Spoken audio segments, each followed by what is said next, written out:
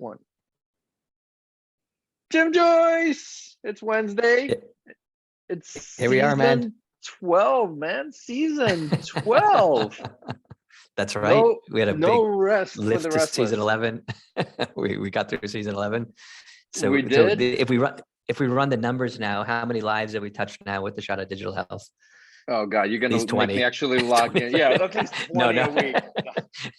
20 million. Yeah, a couple of things. I actually just saw a post earlier today, apparently in US at least. It's the National Women Pharmacist Day. So thank you to all the women pharmacists in the front lines. So that's kind of one quick thing. We're also now in October, which means the kickoff of conference season and all of that. So I'm looking forward to next week's Frontiers. Roberto and team putting on I'm sure a great show as always, and Marina and I are going to do a kind of a dynamic duo fun thing about health coaching. So that's on day 2. Look forward to it. And then I'm going to be in Beantown the week after. So Chris and Jason and Kate organizing a virtual first summit. So many of our guests on this show will be there. Like I think Guy is an example and others. So looking forward to it. This was just like a little announcement, Yeah, awesome. Yeah, conferences. And are you doing health and you're doing? That's later, yeah, but that's about it. Yeah. So I think we're doing Frontiers. It's right here, local. Beantown the week after, and then health. And then we'll see what happens for JPM. Awesome. Cool.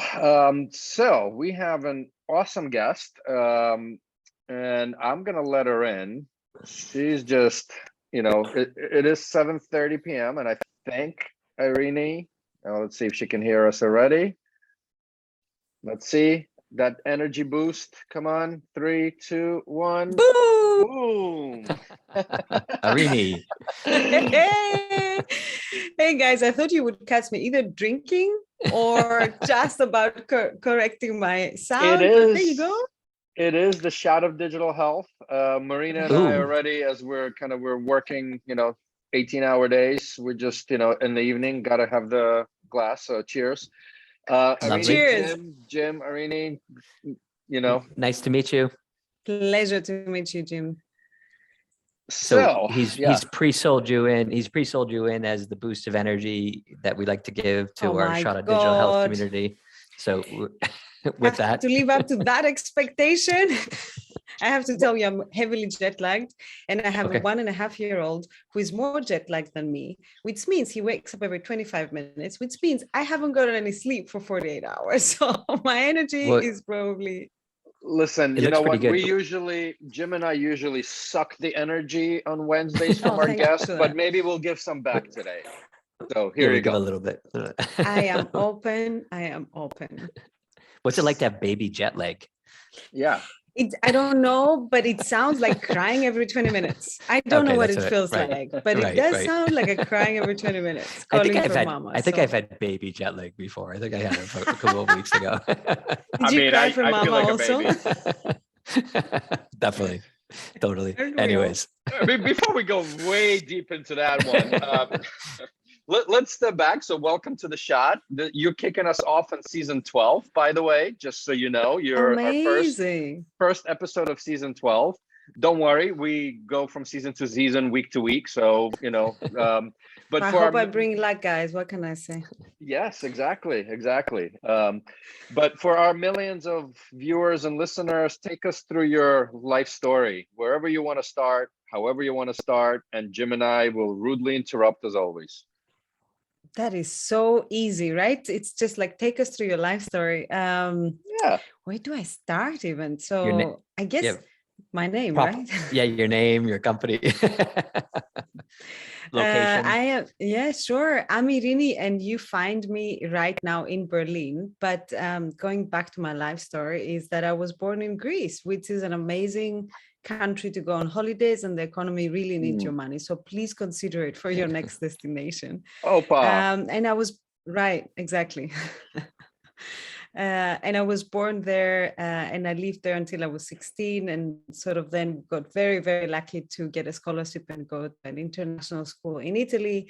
And then from then on, I kind of haven't gone back. So I do always introduce myself as Greek, but I have been sort of living around, studied in London and started a career in corporate. So, and to be frank, in my 20s, I never thought I would be an entrepreneur. You know, I'm one of those that thought I need to, I need to have this corporate ladder climbed up, and I need to, get all these certificates and have that life. And I did that for 10 years, and it was great until it was not great. And in those 10 years, I worked in an amazing corporate organization in healthcare, doing evacuations and repatriations around the world. Oh, wow. And so looking back at it, I thought it was great because I was working in a very fast-paced environment that was very, a lot of risk, a lot of pain and human touch involved, a lot of direct feedback, which is all about entrepreneurship, right? So Of course, now looking back, I enjoyed it because it was not boring. But there came a point when I was an expat in Asia where I thought, hey, this is really not for me. I'm too far distanced from action.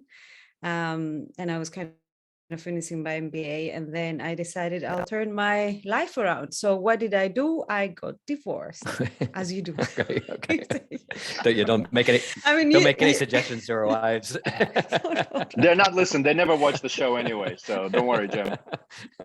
I'm sure they adore you, and they have never considered that, not even in your worst fights.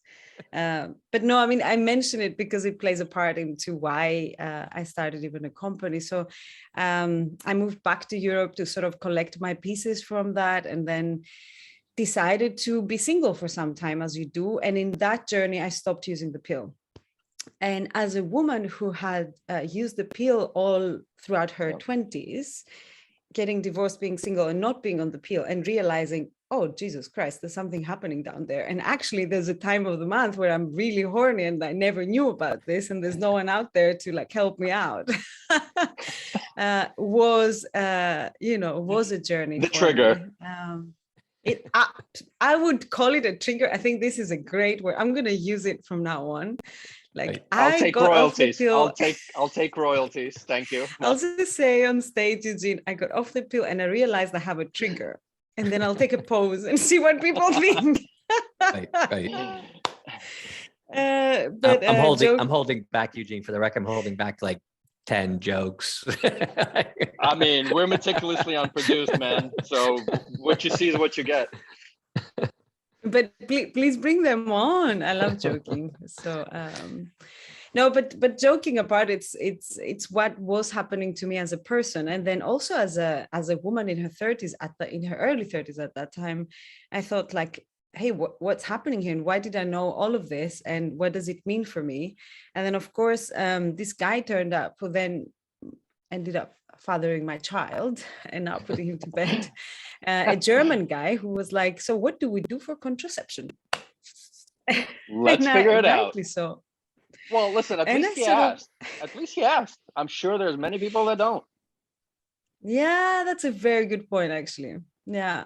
And yet he asked because, he kind of wanted control. So, you know how it is. And also you didn't have to choose, because contraception basically means I get to bear the consequences, right, of whatever it is.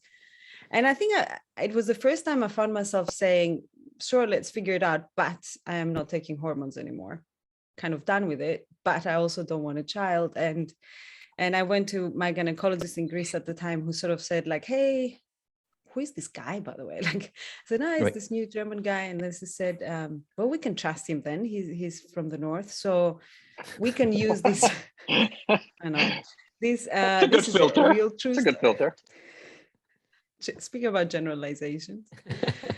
So sort of said, let's try and use this temperature method, this natural contraception. So sort of took a paper and drew it out. And I was sitting there thinking, you must be joking. Look at me. I have an Apple Watch, I have a Kindle, I have the latest Mac.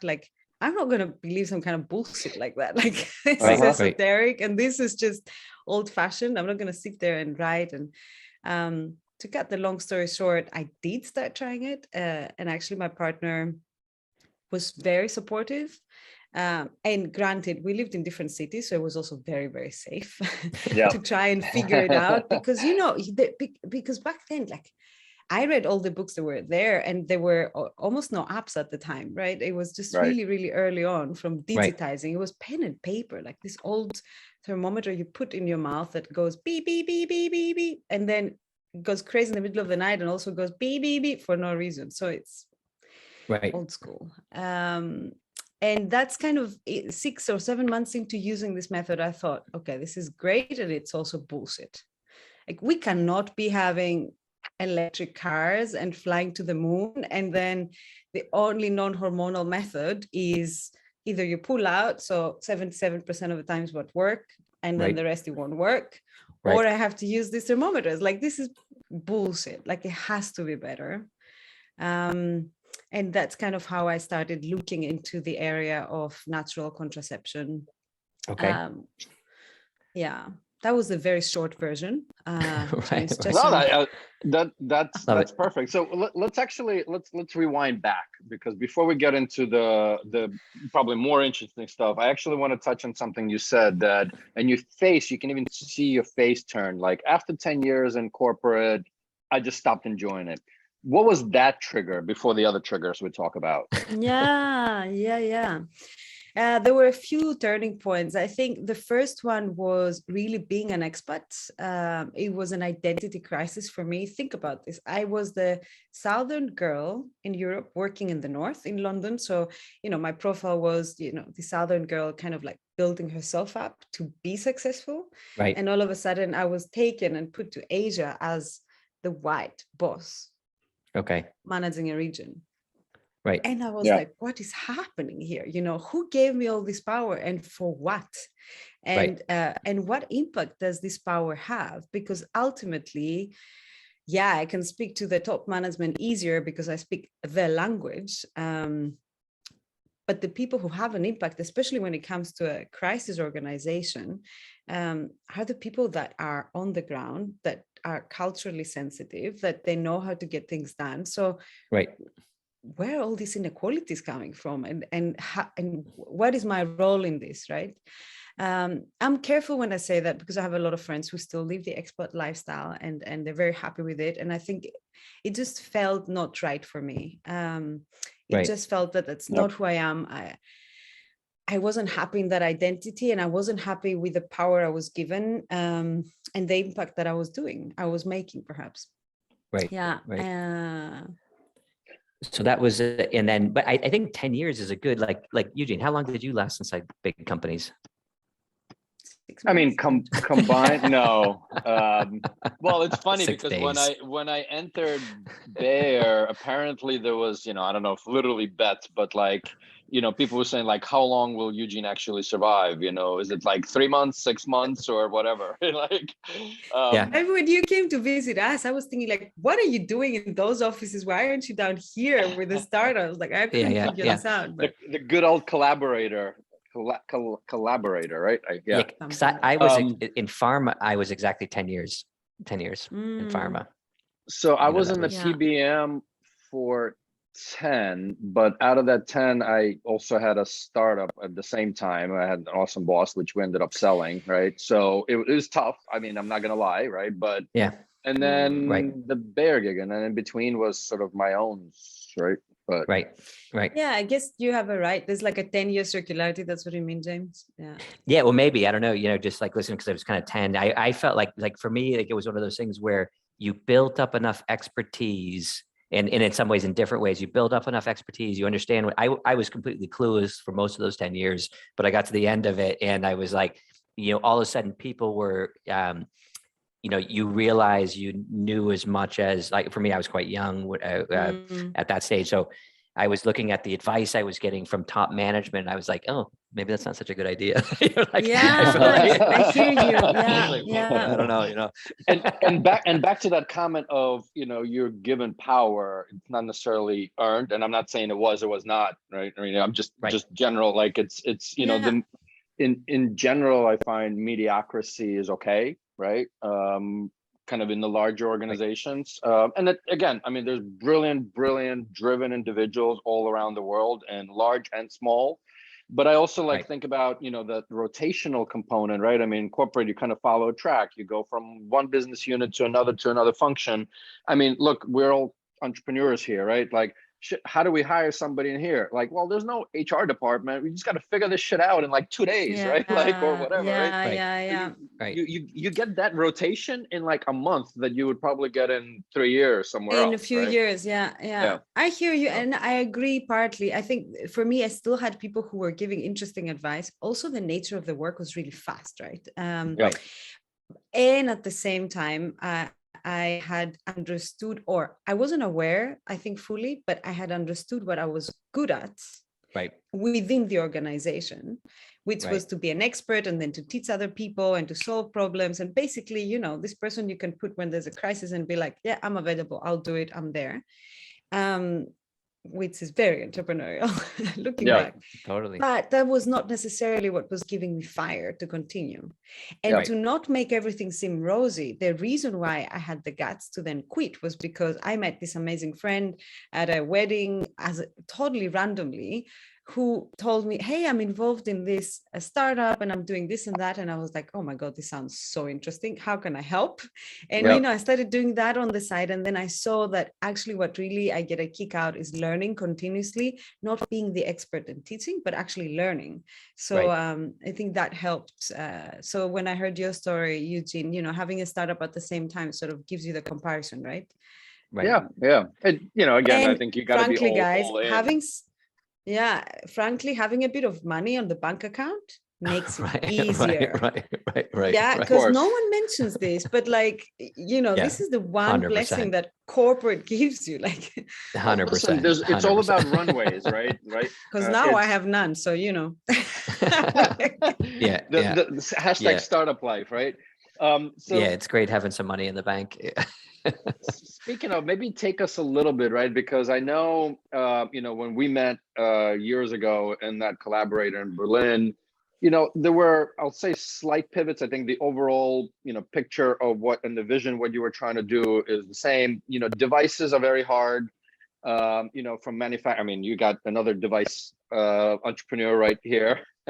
Devices are very hard. It's got embedded software. It's got, usability, diagnostic component of it. I mean, you're trying to do like a real tough thing, and with, particular diagnostic tests. Anyway, unwrap it for us, kind of the trials and tribulations of getting to where you are now, which, and the name.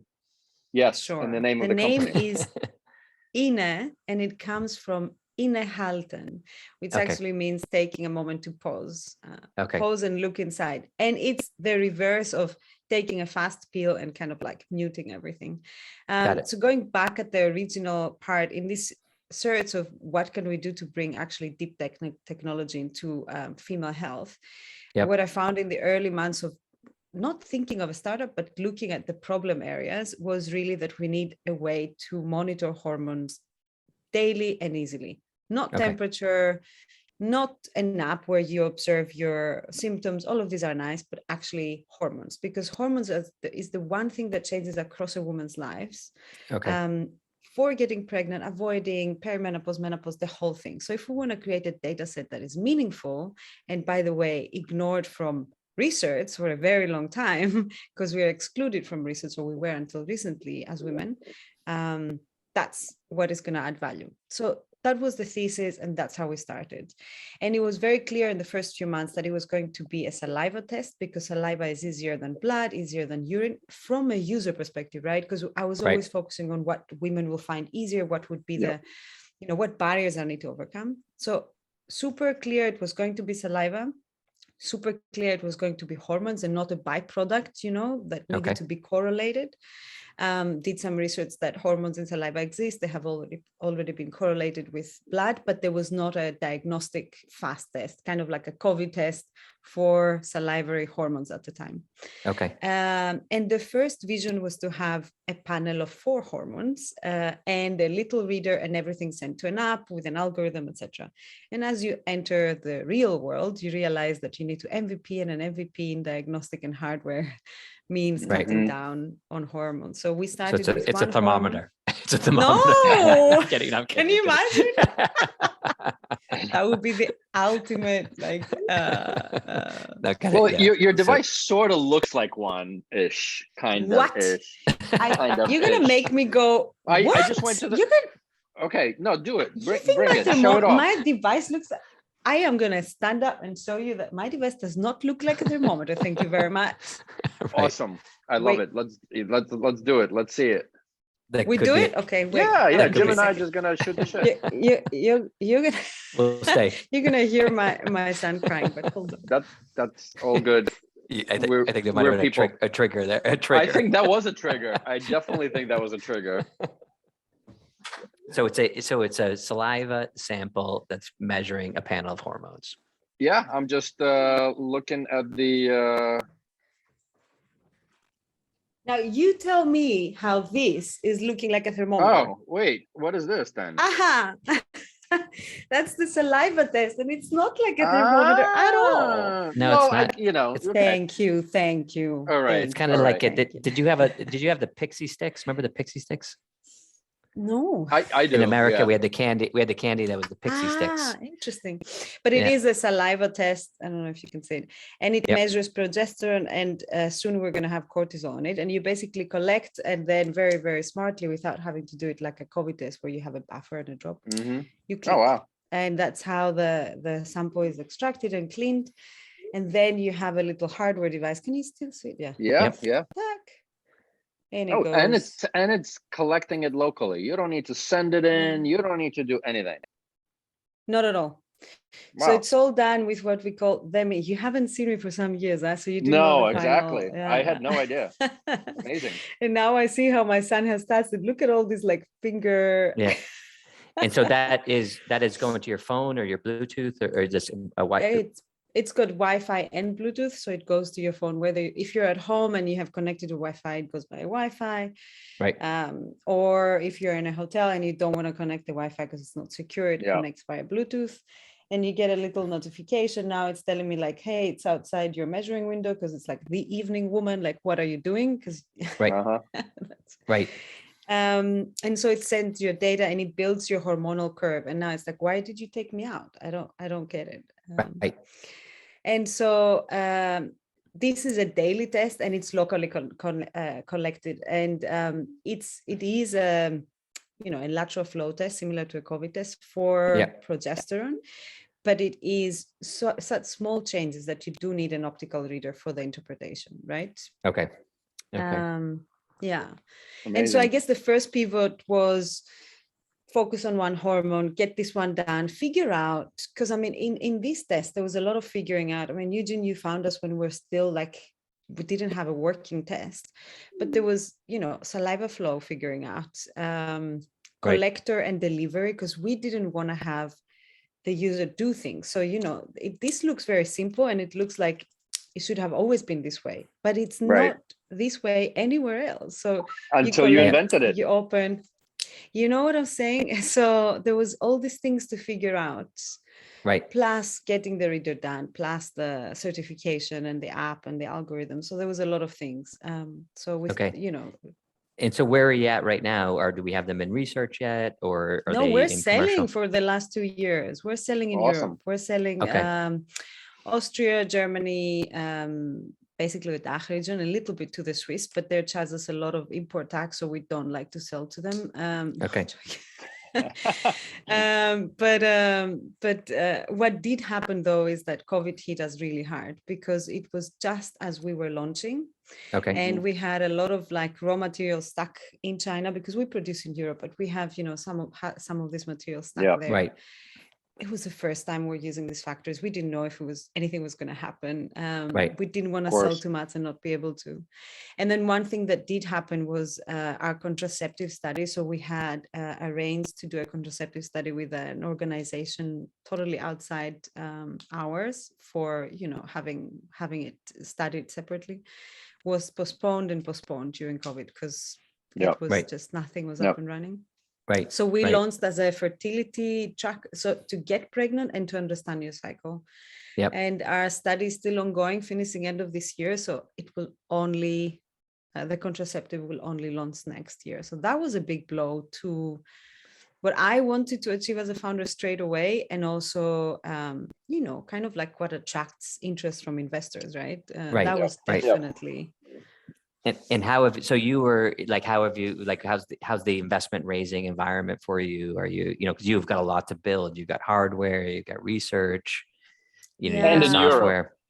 And let's face it, a European founder, and let's face it, female. And, you know, Marina and I always talk about this, right? Like we'll be both, you know, talking to investors. She's the health coach, she's the founder, and many still look at me, right? So it just, it still happens. Yeah. Does it still happen? Does it happen? Yeah, definitely. Yeah. Not only from investors, but also from partners, like looking at suppliers, and you go with your male colleagues and they look at them, for sure. Look, I've been in this game for close to 6 years now. So I definitely have seen a positive change. I have seen that on the investments scene, there is many more women involved. Right. They're still in junior positions. I'm not talking everyone, but the majority is still in junior positions. So they're not decision makers. But what that means is that they pay attention to startup like us. They try the product, they like the product, they advocate for us, and then they get blocked at the decision maker, right? So we haven't solved the systemic problem, but there is a shift of change. And ultimately, we need more women on partner level at VCs who understand the problem better. And I think my pre-seed seed, it was all like very, a lot of hard work, but still, you know, I was also younger, a lot more enthusiastic. I think COVID really... oh, come on. COVID found me... You seem pretty enthusiastic. Yeah. Oh, thank you. But I was another level. I still am, but no, quite frankly, I think COVID did hit me hard. It hit me hard because I was lost, I think, for the first time in my life. I was like, what do I do with all these people? Like, do I really let everyone go? And then you let everyone go, but they are not just, I don't know, people you can easily replace. These are like scientists. These are like designers that have worked in specific projects. Like, how do you know, these are also your family, right? Like they become your family. Like, how do you let them go in such an environment? And of course, you know, the conversation was, do we basically not sell and wait until this is gone? So we do the study and then we start selling after it's done. And it was clear for me that the team needed to go to customers. We needed to learn how marketing would work. We needed, as a team, we needed that next stage, because we had been in research for 3 years. 3 years is a long time, right? Right. For someone who is working for a consumer product, because that's why they join. 3 years in research and you're going to do a consumer product. It's like, okay, when it's happening. Yeah, when can I talk to the consumer? Yeah. And then I, on my side, I was trying to get pregnant. I thought it was going to be a piece of cake, and it was not. And that was another blow for me. Because it was not, and my hormones were all everywhere and they were perfect, and it was not working. And I was like, what the hell? So it was, you know, it's like I'm envisioning the presentation of your, you know, when you go to accept all your awards, and you've got like your, you know, you've got like the kind of the ups and downs, like as Eugenie would say, the fuck. How do you describe it? Oh, it's like the fuck, oh yay, and then fuck, oh yay, right? Like, but there's many more of the first ones than the second one, right? Like, but I only remember the highs. I'm picturing your chart, of like your success as you kind of go up there with your ups and downs, and then you overlay your progesterone levels, on top of the chart, You were so spot on though, like really seriously, you were spot on. It was very much like that with the ups and downs. But Right. so I think, COVID really made a huge impact for me as a person, also as a leader, I believe. And that's why the next raise was more, I want to say, more thought through. And Right. that's the latest one we did, which was an extension to the Series A, and it was 10 million. And it was really thought through of. Congrats. Thanks. Thank you very much. But it was very much, hey, like I'm no longer gonna just do the numbers game of like speaking to too many people and like seeing who gives the best offer, but right. What is it that we truly need? Because we're gonna have what we had at COVID later, again and again, it was. I think it was a more mature round. Yeah, I was just going to comment that if it's not COVID, it's, again, I don't know where you are, but it's like in today's war with, Ukraine, Russia, right? Like, who knew that, us startups would need to deal with that also? So it's COVID, it's that, it's, so if it's not one punch, it's another. And that's what makes us, entrepreneurs, right? Whatever doesn't kill you makes you stronger. Or that's what I keep telling myself. I don't know. Yeah, the 12th episode, right? We started just because this was this whole podcast was a mental health exercise for Eugene and myself. This was all like to get through COVID. It was kind of like as we were locked in our houses and locked down. I love it. It was just a way to chat with someone every week. You know me, at least I like the stage, right? And so does Jim, and so we needed one, and hence here we are, 12 seasons later.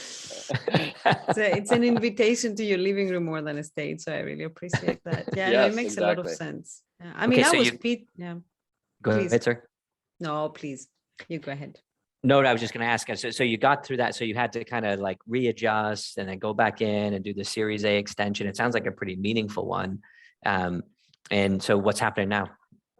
So now we are expanding in Europe. So we focused a lot this year since we closed the round in February, and we've been pushing the marketing machine, or we call it the orchestra actually, because it is really an orchestra of different channels together, which has been working beautifully. And it's really nice to see that, you were learning how to convey the message and also, pick up women from where they are.